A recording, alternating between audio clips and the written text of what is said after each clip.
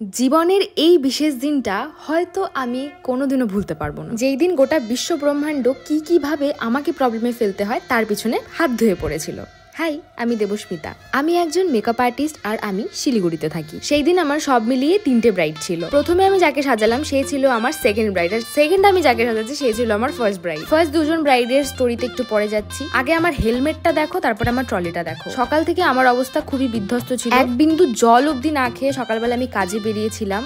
আর যা হোক করে বাড়ি থেকে ভাঙা হেলমেট, আর আমার সেই দিন এতটাই কপাল খারাপ ছিল যে আমার ট্রলির হ্যান্ডেলটা অব্দি নিচে নামছিল না, সেটাও খারাপ হয়ে গেছিল। আর বিশ্ব ব্রহ্মাণ্ড কেন বলছি যে আমার পিছনে পড়েছিল যে আমাকে প্রবলেমে ফেলবে, আগে যে জ্যামটা দেখলে, যেই রাস্তা দিয়ে ঢুকছি সেই রাস্তায় হয় জ্যাম, হয় ট্রাফিক, আর না হলে এত লম্বা মিছিল, সেই মিছিল শেষ হওয়ার নামই নিচ্ছে না। অলরেডি আমি 2 ঘন্টা লেট হয়ে গেছিলাম আমার থার্ড ব্রাইডের লোকেশনে যেতে। নিজেদের জুতোগুলোও দেখাচ্ছিলাম তোমাদের, কারণ আমরা সকালবেলা ওই অবস্থাতেই বেরিয়েছিলাম আর এত ভালো ভেন্যুতেও আমরা এই অবস্থাতে গিয়েছিলাম। কিন্তু যাওয়ার পরে দেখি এত সুন্দর ভিউ, মানে ভেন্যু থেকে এত সুন্দর করে পাহাড়টা দেখা যাচ্ছিল, কিছুক্ষণের জন্য মনটা একটু ভালো হয়ে গেছে। শিলিগুড়ির এ প্রান্ত থেকে ও প্রান্ত অবধি সেদিন আমি কাজ করেছিলাম, মানে একই রাস্তায় আমি 4-5 বার যাওয়া আসা করেছি। কোনোবার আমি হেলমেট নিতে ভুলে যাচ্ছি, কোনোবার আমি হেয়ার স্প্রে নিতে ভুলে যাচ্ছি, কোনোবার আমি ব্রাইডের জুয়েলারি নিতে ভুলে যাচ্ছি। মানে থার্ড ব্রাইডের জুয়েলারি আমার কাছে ছিল, কারণ দিদি কলকাতায় থাকতো আর দিদি জুয়েলারিটা আমি শিলিগুড়ি থেকে কিনেছিলাম। বাট লাকিলি আমি দেরি করে পৌঁছালেও আমি তখনও গিয়ে দেখি আমার থার্ড ব্রাইড ভেন্যুতে ঢোকেনি। মানে সেই সময়টা গিয়ে স্বস্তি আমি সত্যি পেয়েছিলাম যে থ্যাংক গড, মানে ভগবান কিছুটা হলেও আমাকে মানে রক্ষা করেছে এই জায়গাটাতে। আর যেহেতু আমার থার্ড ব্রাইডের বিয়ে রাতে ছিল, তো সেই কারণে একটু চাপটা কিন্তু পরের দিকে কম হয়েছিল। এবার আসি ফার্স্ট আর সেকেন্ড ব্রাইডের কথায়।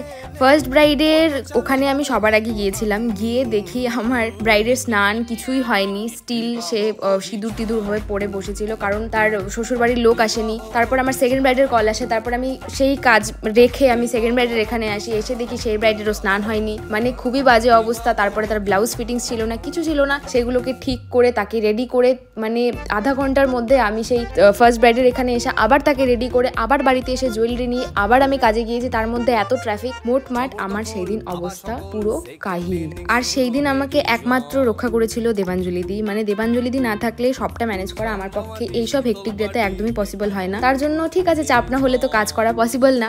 সব মিলিয়ে সেদিন খুব ভালো করে, মানে বলে না যে শেষ ভালো যার সব ভালো। আমার থার্ড ব্রাইড খুব হ্যাপি ছিল তার লুক নিয়ে। ফার্স্ট দুজন ব্রাইডের আমি কোনো ভিডিও নিতে পারিনি, ইভেন কি তাদের মেকআপটাও আমি খুব তাড়াহুড়োতে করেছিলাম। ভেন্যুটা একটু তোমাদেরকে ঘুরে ঘুরে দেখাচ্ছিলাম, দেখো কি সুন্দরভাবে ডেকোরেশন করেছিল। ওভারঅল খুব ভালো লাগছিল আমার সবশেষে।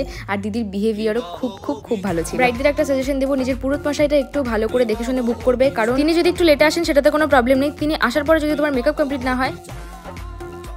সবাই ভালো থেকো, দেখা হচ্ছে নেক্সট ভিডিওতে। টাটা।